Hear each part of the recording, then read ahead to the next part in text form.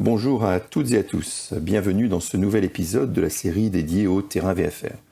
Nous allons passer en revue le terrain d'Orléans, Saint-Denis-de-l'Hôtel, Lima, Fox, Oscar, Zulu. À ne pas confondre avec Orléans-Brissy, qui est la base aérienne. Le terrain d'Orléans-Saint-Denis-de-l'Hôtel se situe à 25 km à l'est de la ville d'Orléans, à proximité de la ville de Saint-Denis-de-l'Hôtel, à qui il doit son nom. Nous allons passer en revue la carte d'atterrissage à vue, les aires de stationnement rapidement, et les consignes particulières en détail, car elles sont nombreuses.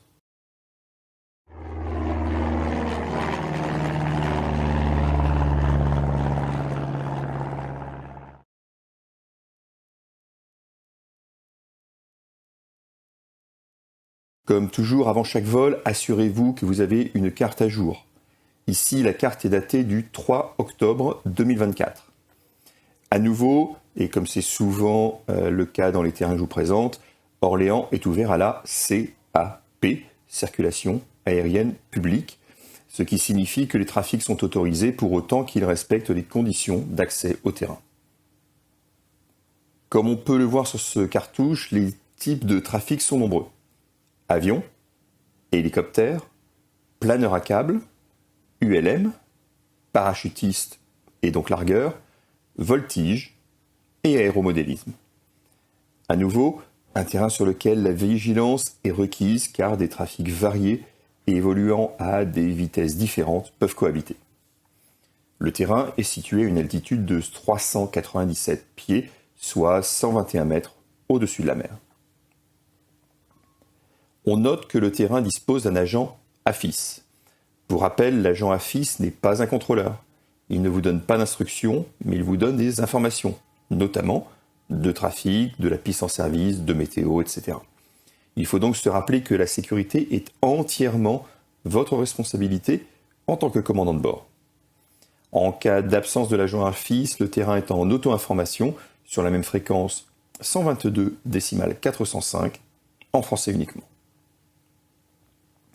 Venons-en à la partie cartographique de la zone du terrain. On voit que le terrain dispose de deux circuits. Le premier, au nord, à 1400 pieds.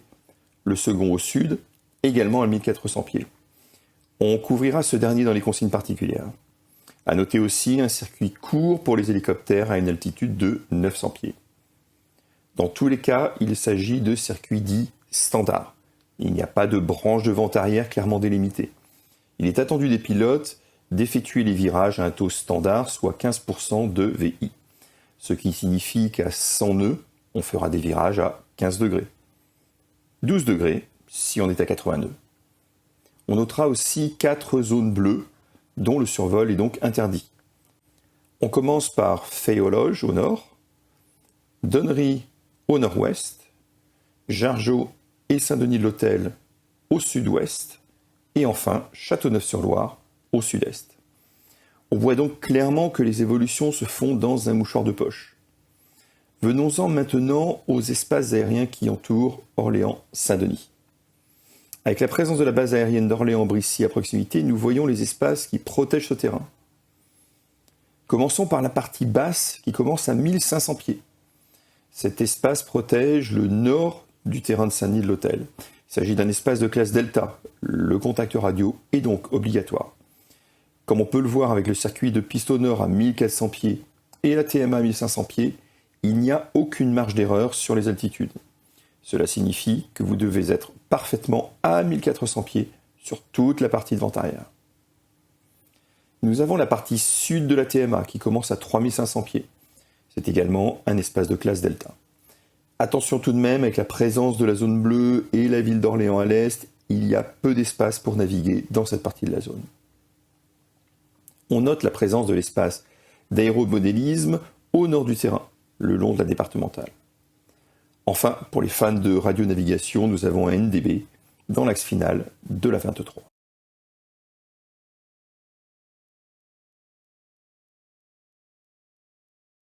On le voit, le terrain dispose de deux pistes. Une première en dur, appelée 05-23. La seconde, non revêtue, appelée 05 droite, 23 gauche. On le verra dans les consignes, mais la piste non revêtue est principalement réservée aux planeurs et aux avions de servitude. Pour ce qui nous concerne en visiteur, le seul parking accessible est donc le parking Bravo. On y reviendra plus loin. On notera une zone d'attente avant le taxiway Delta et la piste 05. C'est à cet endroit que l'agent AFIS s'attendra que vous fassiez vos essais. Aucune difficulté sur ce terrain qui dispose d'un ensemble de taxiways simple à suivre.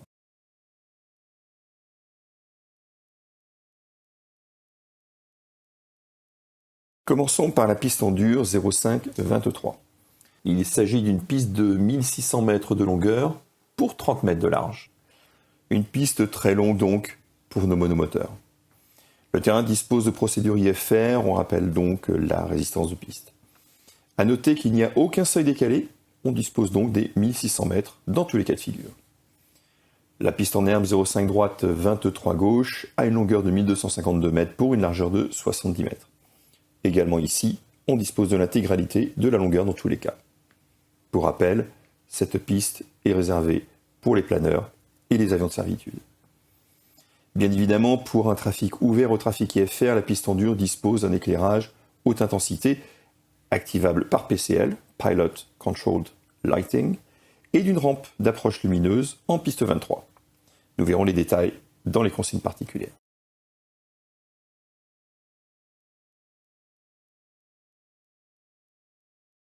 Je passe sur la partie haute de la carte puisqu'il s'agit des points de stationnement pour l'aviation commerciale. Attardons-nous sur le parking Bravo. Les points de stationnement sont parfaits pour nos petits avions, avec suffisamment de place pour évoluer autour de notre aéronef, même si un autre trafic venait à se garer à côté. Vous avez également, à proximité, la zone d'avitaillement.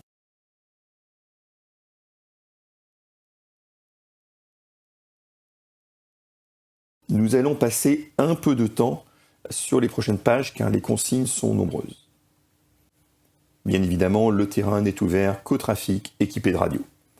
On l'a vu auparavant, la diversité des trafics impose une veille radio obligatoire. Pour ce qui concerne les ULM, les paramoteurs, donc classe 1, ne sont pas autorisés. On l'a vu, le terrain est ouvert au trafic IFR. Ceci peut avoir une incidence sur votre intégration, les trafics IFR ayant priorité. Comme souvent, lorsqu'une piste en dur et une piste non revêtue sont proches, il n'est pas possible d'avoir d'opération simultanée. Nous l'avons vu précédemment, la piste revêtue est réservée aux activités de planeur. La piste n'est donc pas utilisable pour nos activités VFR. Comme c'est souvent le cas pour les terrains disposant de pistes en herbe, après de fortes précipitations, la surface est inutilisable. En hiver, la piste est également fermée pour éviter d'abîmer sa surface. On notera que le centre de la piste dure 0523 est rainuré, ce qui peut donc générer de légères déviations de l'axe sur cette piste. Venons-en à la partie concernant l'aire d'attente sur la piste 05. On note que cette aire est réservée aux petits avions, ce qui signifie que le taxiway Delta voit l'envergure limitée à 24 mètres quand l'aire d'attente est utilisée. Du coup, en cas de fort trafic IFR, attendez-vous à être maintenu à votre point de parking si les trafics IFR ont une large envergure. On couvre ici la partie intégration. On demande à se mettre à l'écoute au moins 3 minutes avant la verticale terrain, notamment pour écouter s'il y a du treuillage. J'ajouterai que le risque n'est pas uniquement le treuillage, mais l'ensemble des trafics sur la plateforme. On le voit également en auto-information et pendant le treuillage, il est demandé de faire la reconnaissance terrain au minimum à 2800 pieds. On se rappelle qu'on a la TMA d'Orléans-Brissy au nord du terrain à partir de 1500 pieds. Il faut donc être vigilant à ne pas rentrer dans cet espace de classe Delta à contact radio obligatoire. On note également que toute activité VFR est suspendue sur la piste en dur si un planeur est immobilisé sur la demi-partie de la piste en herbe contiguë, donc la partie nord de cette piste. Je passe sur le deuxième paragraphe qui concerne les trafics IFR. La piste 23 est préférentielle du fait des procédures IFR associées. On avait noté la présence d'un circuit de piste au sud. À noter que ce circuit n'est utilisable qu'en présence de l'agent AFIS et sur son autorisation. Il est donc interdit en cas d'auto-information. Cette partie est importante. À l'atterrissage en 0,5, donc face à l'est, le dégagement par Charlie est interdit. Ce qui signifie qu'il faut quitter la piste soit en Bravo, ce qui sera généralement le cas, ou en bout de piste, en Alpha ou Foxtrot. En effet, certains trafics légers peuvent être en attente en Charlie pour un départ en 0,5. Pour ce qui est de la 23, il ne faut pas dégager en Foxtrot ou Alpha, pour la même raison. Les trafics au départ 23 sont en attente sur ces taxiways. A noter que pour dégager sur l'un de ces taxiways, il faut avoir eu un roulage très très court. Bien évidemment, le roulage n'est autorisé que sur la piste et les taxiways. Je passe sur le parking pour l'aviation commerciale. On note bien que le parking Bravo est réservé aux petits avions. Je passe également sur les entraînements, voyez avec votre instructeur si c'est le cas.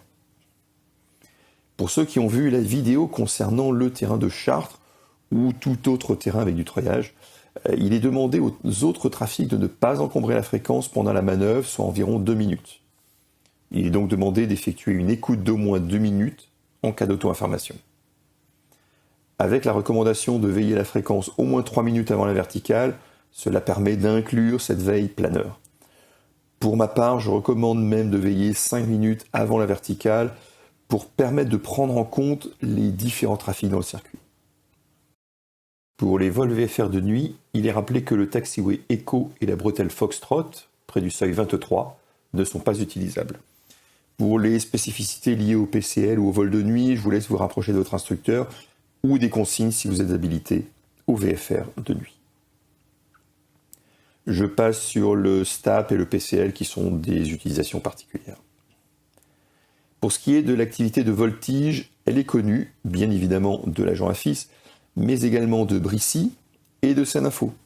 Il est donc recommandé d'être en contact avec SENINFO pour obtenir ces informations. On l'a vu, on a également du parachutage, également connu de Brissy, SENINFO ou Paris Info. Nous avons déjà couvert l'activité de treuillage planeur, on voit que cette activité est connue de SENINFO. Enfin, l'activité d'aéromodélisme dont nous avons parlé plus tôt et dont le plafond est à 500 pieds sol, soit environ 900 pieds QNH. Sur cette dernière page, on retrouve les horaires d'ouverture du service AFIS, ainsi que l'information sur l'avitaillement en 100 LL ou en Jet A1 par carte BP. Si vous n'avez qu'une carte totale ou une simple carte bancaire, l'avitaillement ne peut se faire qu'en présence de l'agent AFIS ou sur demande au moins 24 heures avant le vol. Comme toujours, vous avez les coordonnées des aéroclubs locaux. Vous pouvez donc les contacter avant de planifier votre vol, ils sont habitués au terrain et peuvent être de très très bons conseils.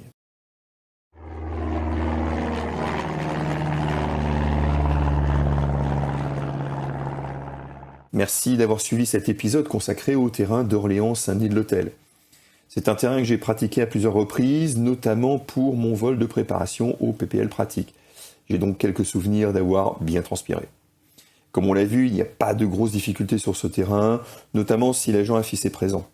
Il faut juste garder en tête la multiplicité des trafics et donc d'augmenter son niveau de vigilance. Comme toujours, merci pour votre soutien en me laissant un pouce bleu ou en vous abonnant. À très vite pour une nouvelle vidéo, que ce soit en vol ou au sol.